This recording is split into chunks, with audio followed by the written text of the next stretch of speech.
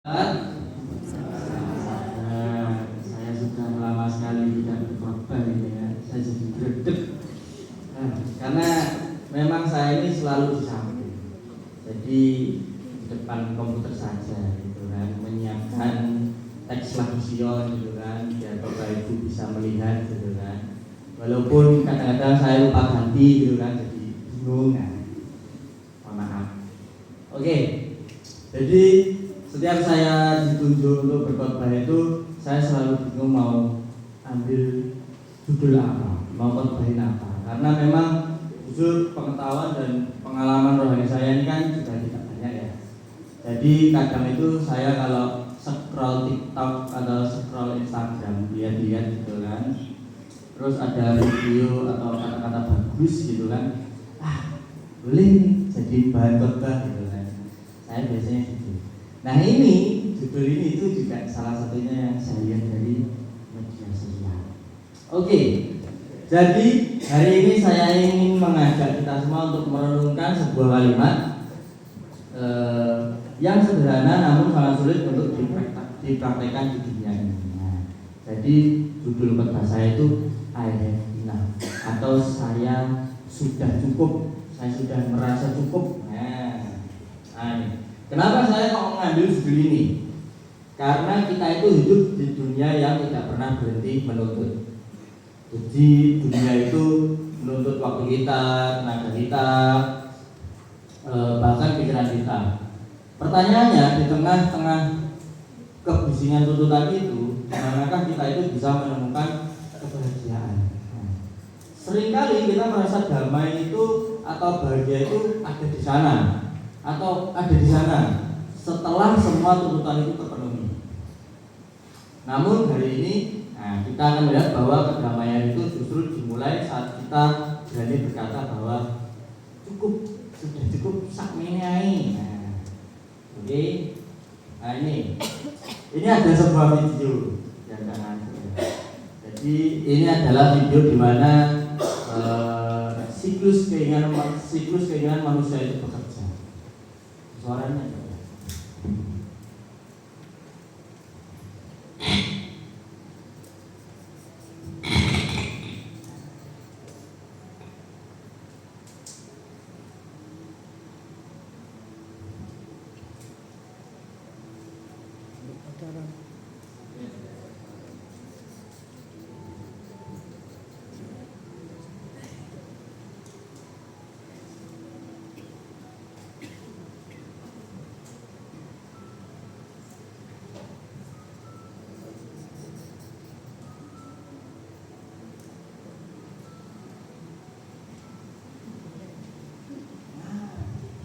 Oke, jadi di video ini itu saya akan menjelaskannya. Sudah lihat jelas ya. Jadi tadi itu ada pemuda gondrong ya, yang dia itu pengen punya motor bagus. Habis itu yang punya motor bagus ini dia lihat pasangan, walaupun motornya jelek, gitu, tapi dia pengen punya pasangan. Habis itu si pasangan itu lihat ibu-ibu yang punya anak, jadi pengen punya anak. Terus tadi ibu yang punya anak tadi pengen beli perhiasan gitu kan, yang dibeli sama orang kaya. Terus orang kayanya tuh balik lagi lihat ke pemuda yang gondrong, dia cuma pengen rambut tok, ya kan. Jadi inilah yang disebut siklus keinginan tanpa ujung atau muter-muter di situ aja. Jadi kita itu selalu merasa ada yang kurang. Dan kenapa kalau kita itu jadi seperti itu? Ini. Jadi tanpa sadar kita itu sering membuat syarat untuk bahagia. Kita berkata nih, kalau skripsi saya sudah selesai nih, saya lulus, saya bahagia. Terus nanti naik sambil lagi. Nanti kalau sudah dapat kerja, saya baru bahagia nih, tenang saya baru bahagia, gitu kan. Nanti kalau sudah kerja, kalau gaji naik, saya baru bersyukur ini. Jadi kita itu terus-menerus menunda kebahagiaan kita untuk pencapaian berikutnya. Jadi kita itu berlari mengejar garis finish seolah-olah garis finish itu nyata, padahal setiap kali kita sampai garis finish, garis itu bergeser lebih jauh lagi. Nah ini saya ada video lagi, biar gak bosan ya. Nah, dulu biar suaranya ada.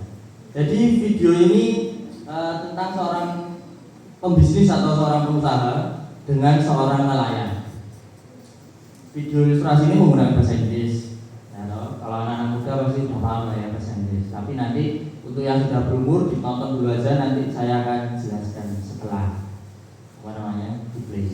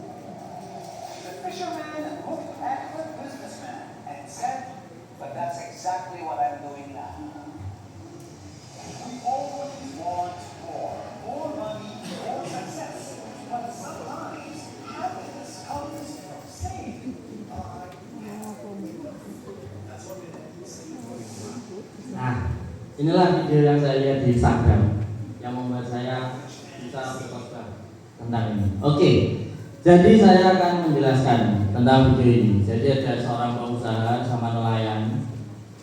Si nelayan ini dia mancing dapat 2 ikan, gitu, taruh di ember. Terus orang kaya sama pengusaha lewat. Loh, kamu kok cuma 2 ikan toh, gitu kan? Si nelayan bilang, gak apa-apa, saya sudah cukup bisa menyai, lari di mangan, ya toh. Terus si pengusaha itu bilang, belum cukup ini, gitu kan? Kamu harusnya bisa mancing lebih supaya dapat uang lebih. Nah, si nelayan bilang, then terus, ya toh. Terus terus lewes, gitu kan? Nanti kamu punya banyak uang, kamu bisa beli banyak kapal. Si nelayan bilang gitu. Terus, ya toh. Terus si pengusaha bilang lagi, kalau kamu sudah punya banyak kapal, kamu punya banyak uang, kamu sewa karyawan, gitu kan? Gaji karyawan gitulah, rekrut orang buat jadi karyawan. Terus, gitu kan? Nanti kalau sudah itu kamu bisa buka kantor, gitu kan? Terus kamu bisa berjualan secara global, gitu kan? Di seluruh dunia dibeli ikanmu, gitu kan? Terus kamu bisa pensiun dini, terus mancing menikmati di pinggir pantai itulah, ya kan? Oke, kita akan putar lagi ya, biar masuk gambarannya ya. Oke. Ini dia cuma lihat gua. Nah, kenapa nggak mancing lagi gitu kan? Karena saya sudah cukup. Belum. Nah, kamu bisa terus. Nah, cari pekerja, beli banyak kapal, terus bikin usaha pemancingan, usaha global itu.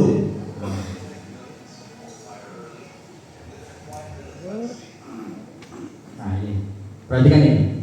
Jadi rencana dia itu untuk menikmati tinggal di pinggir pantai, di pinggir laut lah, istilahnya gitu kan. Ini kan. Tapi si nelayannya bilang, ini kan dia juga sudah menikmati di pinggir pantai gitu. Cuman ya kursinya tidak bagus gitu kan, bajunya ya jelek gitu kan. Tapi kan sama. Kita akan berjalan lagi. Nah ini. Jadi ada 2 cara memandang hidup.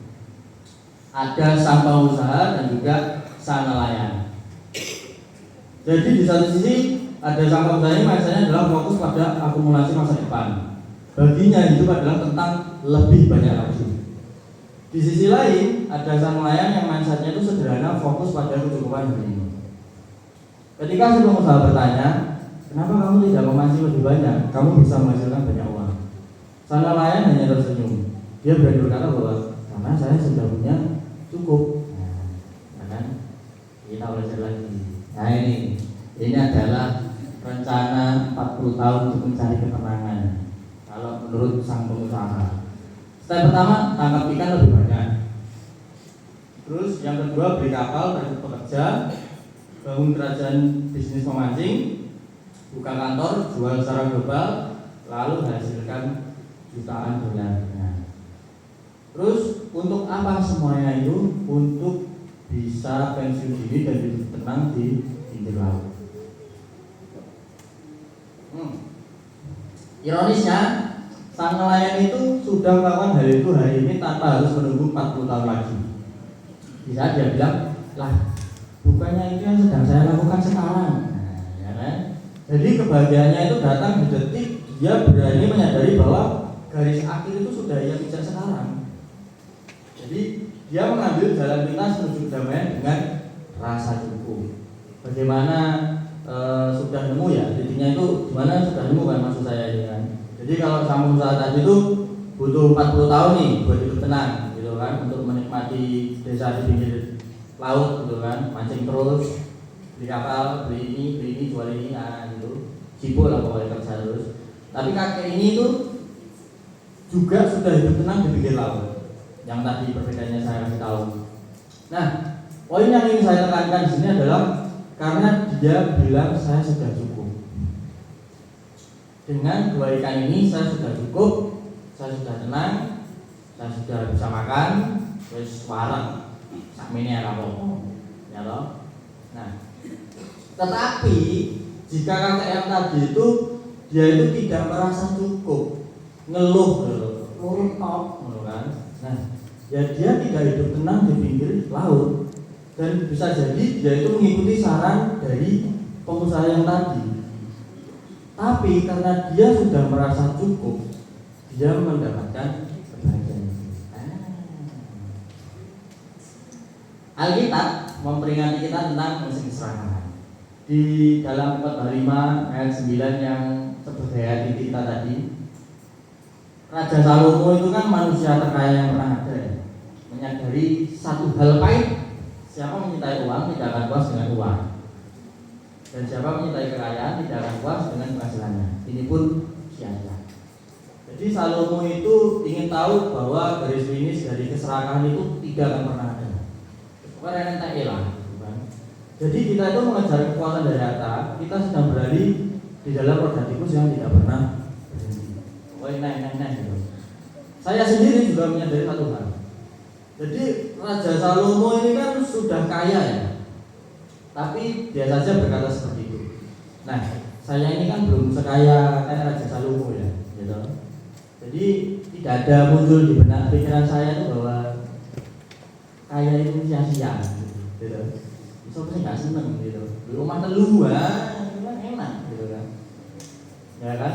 Tapi kenapa kok saya tidak ada pikiran bahwa uang itu sia-sia ini? Ya karena saya ini belum kaya, gitu kan. Jadi saya mengejar kekayaan dulu, gitu.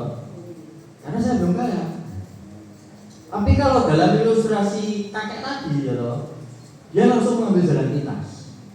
Dia bukan mengejar kekayaan, tapi mengejar kebahagiaan. Gitu. Jadi kayak saya yang awalnya harus berpikiran mengejar kekayaan, terus nggak usah mengejar kebahagiaan naik, langsung jalan pintas, gitu kan. Penting bahagia. Nah, itulah yang saya sadari. Walaupun agak susah di kehidupan dunia yang menuntut banyak sekali keinginan. Oke, jadi ini ada resep bahagia dari Rasul Paulus di dalam 1 Timotius 6 ayat 6. Memang ibadah itu kalau disertai rasa cukup memberi keuntungan besar.